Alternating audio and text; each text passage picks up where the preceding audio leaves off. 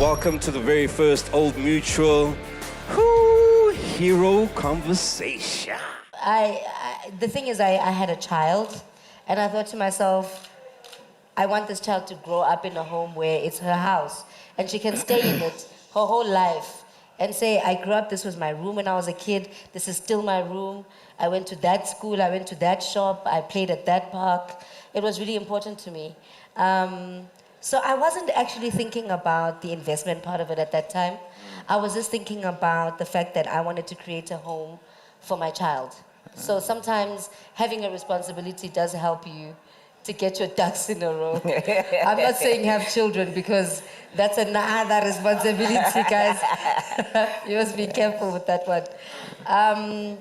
Yeah, but I think I had always been told that it's really important to buy a house and that it's not so important to buy a car. So I always bought tiny little cars, and then I invested my money in a house because I thought that's the thing that's important. I mean, recently, well, not recently, about 4 or 5 years ago, I bought myself a fancy car.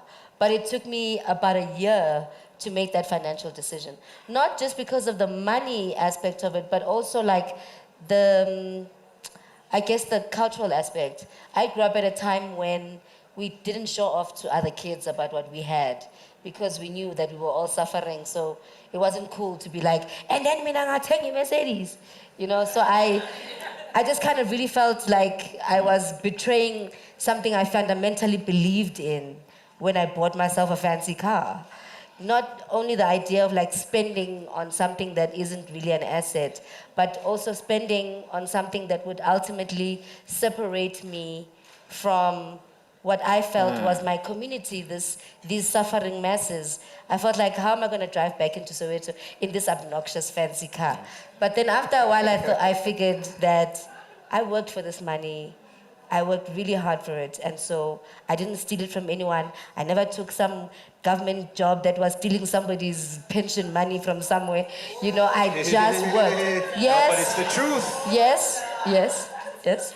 But I was, you know, this is work that I had worked for, and so I could take this thing. I was lucky to have a manager in the States, a black guy, John Levy, who actually advised us to say, you know, you're making some money, but make sure that some of that money you buy property.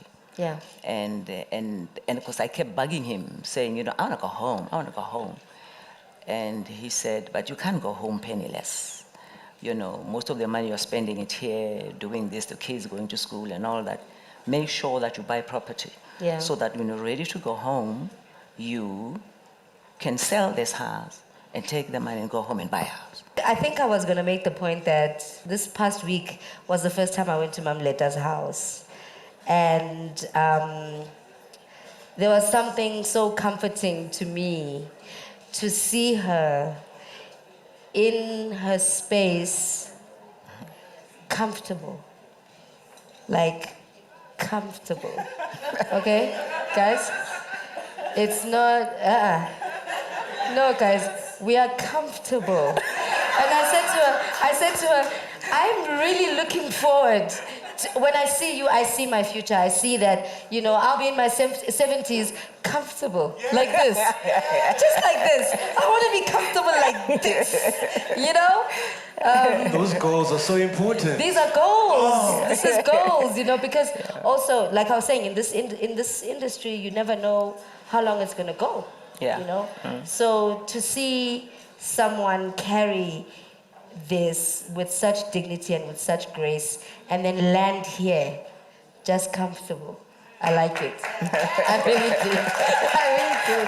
I was so, you know, kind of, you know, inspired by that. The way we do things, his money is mine and mine is his. We discuss everything. You know, it's just lately now where he decided that, you know what, I just want to buy a shirt. I don't have to tell her. You know. But, you know, but all along we've been discussing everything, you know, especially when we're dealing with like heavy money. We make sure that we talk about it and we come up with very good reasons why we want to spend this money, you know. And it's very, very important because you have to remember we have kids. And, you know, we can spend all we want, but we have to remember they have a future.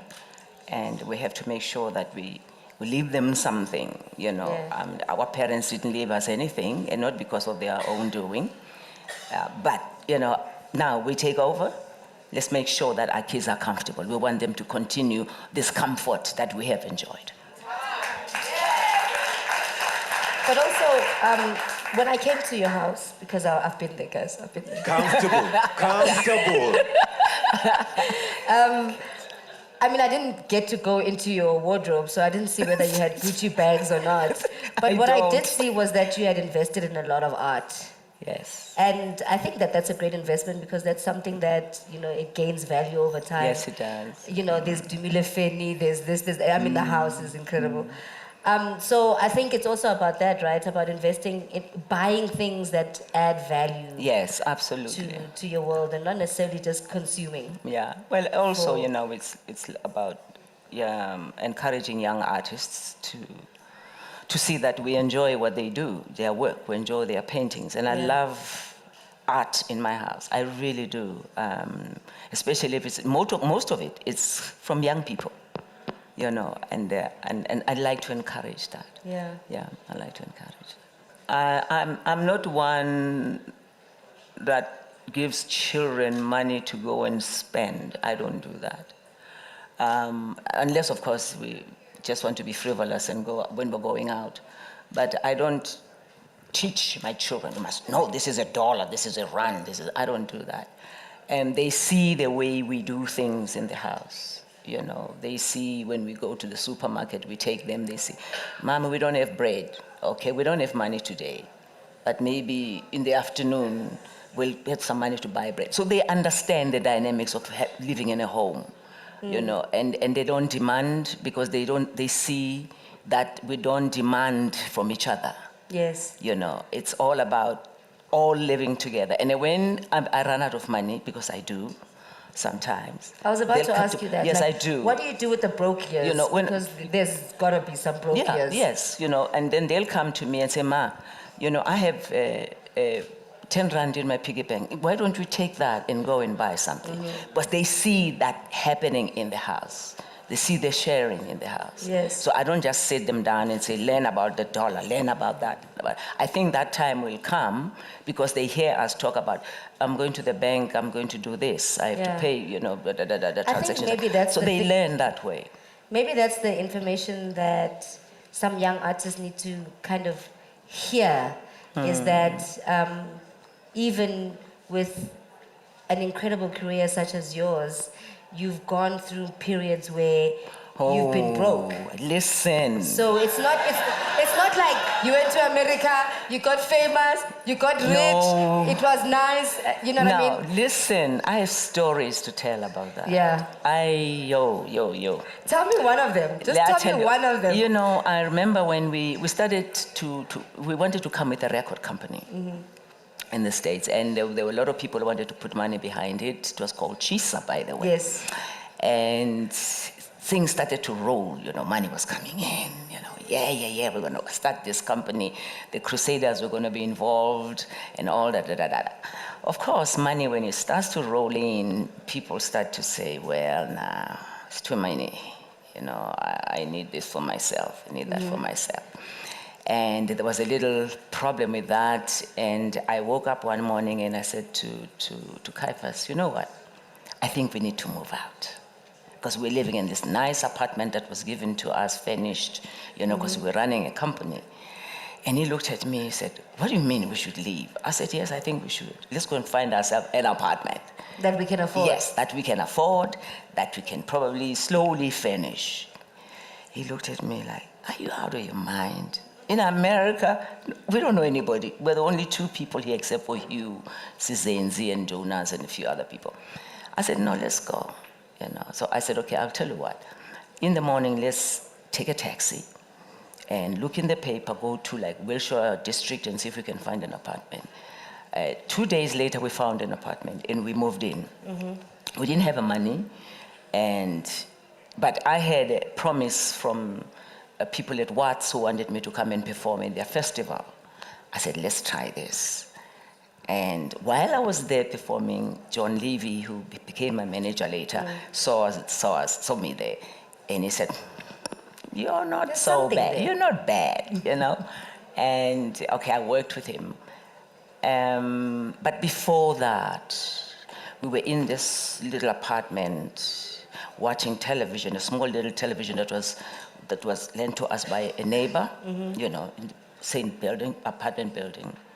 And we were watching a commercial of hot dogs and hamburgers. And you were just hungry, And but we you were couldn't sitting afford. there with nothing to eat. Yes. And it was really tough, Yeah. very, very tough. Yeah. You know. And in the evening, John called and said, I just spoke to some people and they saw your show and they liked you, and I think I would like to manage you. I said, yeah, you want to manage it? But I'm broke. We have no food in there. He said, I'm coming. I'll drive and bring some Yeah. food. But it happened. Yes. Yeah, it happened. And then you have to deal with the idea of being famous but broke. Broke. Yes. You know what I Many mean? times. Yeah. Many times. Sometimes you owed the apartment, you didn't have money, and we couldn't even get money to take a bus, So it was very difficult. I mean, I started making money, I was young. So I didn't really know what money was, And then I had a child and I had this little broke moment. And I knew 100 rand can buy me food for this week. 100 rand, you know what I mean? So you just get a real sense of what the money is and what it can actually do. Yeah. And I think being broke taught me that I needed to have savings. Yeah. I needed to have very big savings. Like, guys, my savings are like this because I don't want to see that. I don't want to see that. I want that my savings must help me through at least a year of suffering. And then after, if I can't sort myself out in a year, then it must be my destiny. But savings. It's very important. It taught me to save. It's I very, have a very feeling though, somebody in this room has no idea what we're talking about. Broke? Because I can only imagine like the day he said, Yeah, some people think that when we gonna talk about burn broke, out. we mean broke like, oh my love, gonna burn out. Oh my love. you see, Sticks will never get broke because that Never. song keeps paying him back.